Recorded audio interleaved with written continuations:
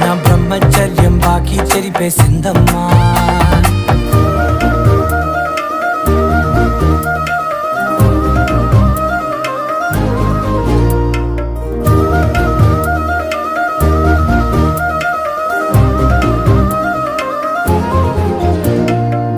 ఏకాంతాలన్నీ ఏకాంతం లేక ఏకరువే పెట్టాయే ఏకంగా, సంతోషాలన్నీ సెలవన్నది లేక మనతోనే కొలువయ్యే మొత్తంగా, స్వాగతాలు లేని ఒంట్లో ఉండలేక విరహం కనుమరు